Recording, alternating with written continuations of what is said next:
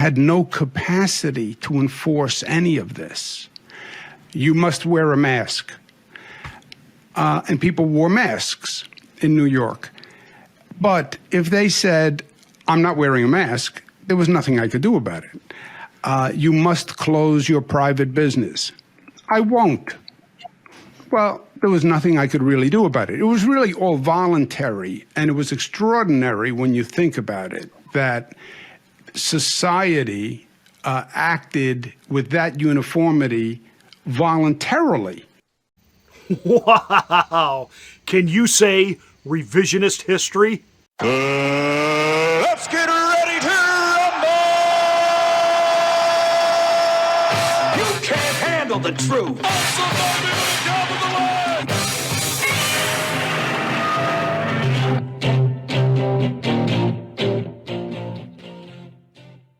Hi, this is Pastor Marty. Welcome to the Afternoon Drive. Please make sure you are subscribed to the channel. Once you are, smack the bell, click the word all to get notification of all of my rants, my ravings, and my undeniably flawless reasonings. Hey, thank you so much for watching. I really appreciate it.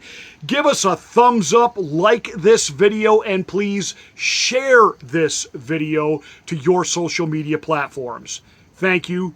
Welcome to the Afternoon Drive.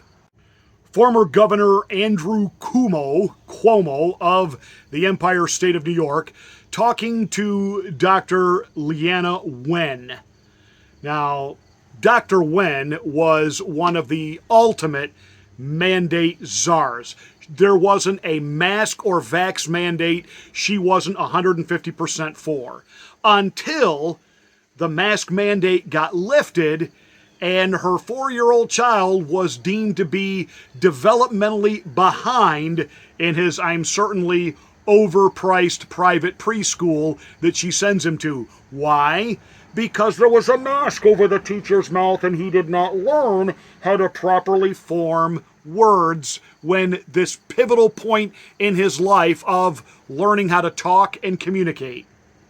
Now, all of a sudden, she's taking a different outlook on all of the mandate madness that she was totally on board with. But Andrew Cuomo, these were just suggestions. He had no power. These were just suggestions. I was only following orders. These. Up above me, they were telling me that, we had to do these things. This wasn't my fault. I ran out of gas. I had a flat tire. I didn't have enough money for cab fare. My tux didn't come back from the cleaners. An old friend came in from out of town. Someone stole my car. There was an earthquake. A terrible flood. Locust. It wasn't my fault, I swear to God! Pastors couldn't hold church services in the state of New York, or not only were they going to be jailed, but the church properties would be padlocked and seized as property of the state.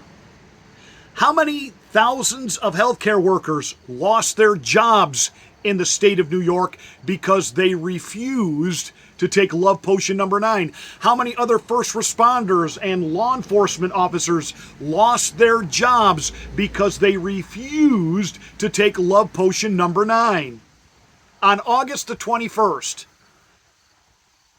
Andrew Cuomo said it's not time yet to open or reopen the schools as they can become super spreaders. Now, there was a big difference between March of 2020 and August of 2021.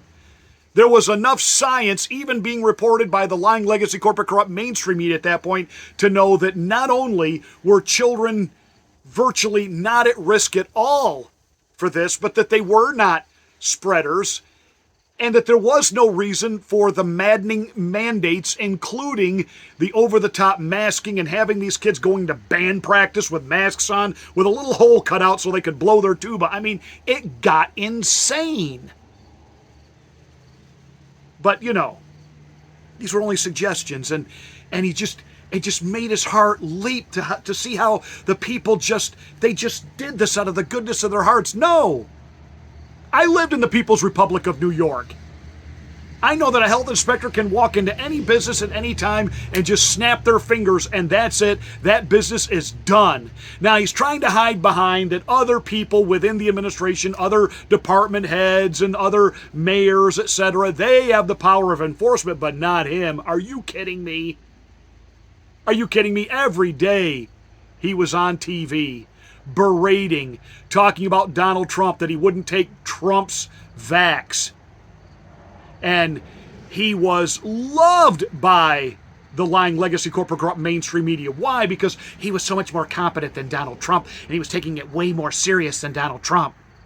And every day he would come out and he would have new orders, new mandates, and there were health agencies in the state of New York that said, we didn't even know the mandates had changed until Governor Cuomo said so on TV. And that all went to his head, and he really saw himself as this rock star messiah that was saving the people of New York. And he had unbridled power. He wrote a book about it. On the taxpayer's dime. They gave him an Emmy Award. They took it back after the Me Too movement caught up with him. But I mean, now we're going to do this revisionist history. Nobody's going to own up to anything. You got Gavin Newsome out in California, that there are churches that are still trying to figure out how to pay off fines when he closed the church, and he had no legal right to lock and close churches. There is a constitutional Bill of Rights which guarantees us the freedom of worship, the freedom of assembly, shall not be abridged, the freedom to gather. Didn't stop Newsom. Newsom closed the beaches. Newsom closed the parks. That made no sense to me at all. Talk about, we're going to follow the science. No, you threw 2,000 years of known science out the window. Sunlight, vitamin D, very good for you. It builds this thing called the immunity system. But no. I live in an area where they took the basketball rims off the backboard so that kids couldn't play basketball outside. We had kids confined in their homes, no outside eyes on them. Nobody protecting them from the quote-unquote predators that they might be living under the same roof with. No coaches, no teachers, no pastors, no nothing. And these governors want to act like, I mean, even Cruella DeWittmer of Michigan, even she allowed her churches to be open. Even she understood that was a constitutional right. And when the New York State Supreme Court told Governor Cuomo he had to open the churches, he found another way around their ruling to reclose them. Governor Whitmer in Michigan, you could be fined and arrested for being out in your own backyard and having a garden. But let's not forget that Governor Cuomo is responsible for at least 15,000 deaths directly. Because not by suggestion, not by just passing off, hey, this might be a good idea, but by direct policy that he gave, nursing homes in the state of New York had to take COVID positive patients. In fact, you weren't even allowed to screen the people coming in if they had COVID, because that was a violation of their rights. And so the most vulnerable of the population that COVID did affect, the extreme elderly with extenuating health issues, where would they live? A place called the nursing home. And Governor Cuomo, by the tens of thousands, put COVID patients into nursing homes. And over 15,000 elderly died in those nursing homes. Andrew Cuomo is directly connected to, you know the word, starts with M, ends with D is in the middle. But hey, we're all learning. It's like Governor Gavin Newsome. We're all learning. He's got this big debate coming up with Ron DeSantis because the Fox debate wasn't a big enough debacle. Not only was it boring, it was chaotic. It was nobody wants to watch these losers going nowhere fight over being in fourth place. Krispy Kreme Crispy is, I'm sorry, a douchebag. He just absolutely is a bloviating, pontificating windbag who is there just to try to land these punches, and they're not going to call Donald Trump now Donald Duck. Well, that's funny. Tony Soprano, you're not there, Chris. And why is Mike Pence there? And when you have the President of the United States sleeping with a member of the teachers union, there is no chance that you could take the stranglehold away from the teachers union every day. You mentioned the president's situation. My wife isn't a member of the teachers union, but I got to admit I've been sleeping with a teacher for 38 years. And so full disclosure. No. Let's bring back the panel. Alice, Doug, Margaret, Shelby are here. Margaret, I think we've titled this most cringeworthy moments from the debate. I can't. Why are they talking about education this way? One of the few times I got to agree with CNN. That was cringe. That was absolute cringe. These are the guys that are vying to be the Republican nominee. Are you kidding me? Nikki Haley. I know Ben Shapiro really loves Nikki Haley. Because he's a neocon, I get it. And he likes that neocon rep of the Republican Party. Goodbye, Ben. You are so irrelevant to conservative media. You only debate college kids because you know how to mentally mind numb them, and you don't ever debate anybody that's as old as you or older that could really mop the floor up with you. So, I don't want to hear what a stalwart defender of conservatism that Ben Shapiro is, because he's not. And why is Ron DeSantis debating Gavin Newsome in November? Why? And I'm going to tell you something, Ron. He's going to make you look foolish, because he is a plastic Ken doll with great fake hair, like witness protection Romney. He can lie with impunity. He lies so easy, it comes as easy as breathing to him. You're not going to get him, Ron.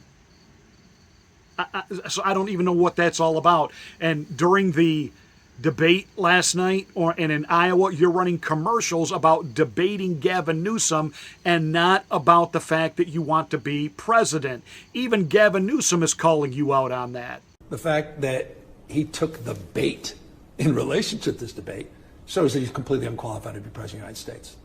That's my humble first. Why is that? You're baiting him with the debate offer? Of course. I mean, why is he debating a guy who's not even running for president when he's running for president? He's showing up at the Reagan Library, hallowed ground, and he puts out an ad today, not for his presidential campaign, to promote a debate against the governor of California. I mean, this guy's distracted. So I don't know that he has it in his heart. Now, we know why Gavin Newsome is out there trying to change what he had to say about COVID. And yes, he admits it. You know what? I did. I got it wrong. We all got it wrong. But now we'll get it right. Yeah. He wants to be president. He's campaigning. That's why he's doing what he's doing.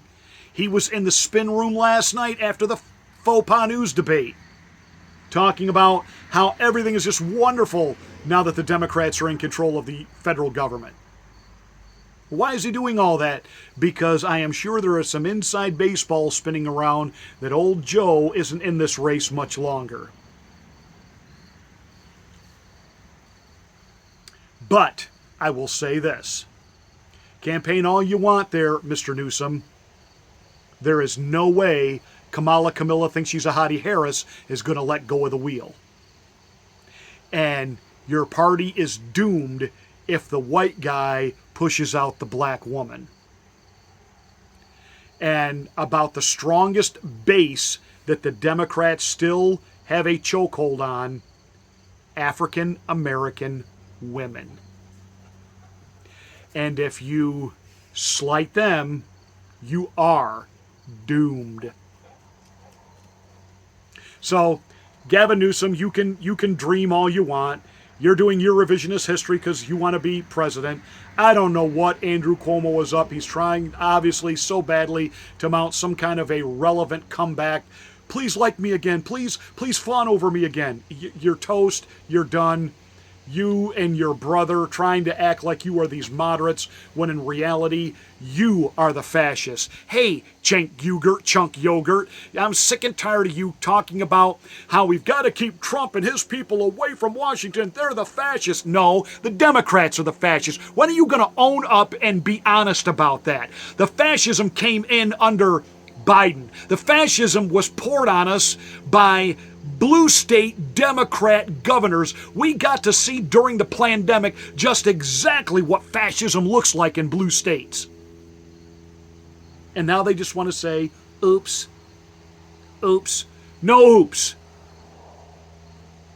I don't accept their apology.